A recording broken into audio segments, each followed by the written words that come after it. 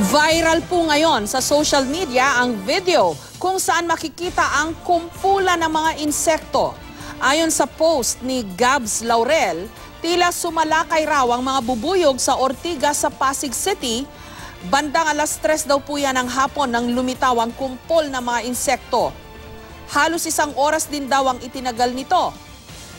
Paliwanag ng isang bee expert, posibleng bahagi lang ito ng pre-reproductive season ng mga bubuyog.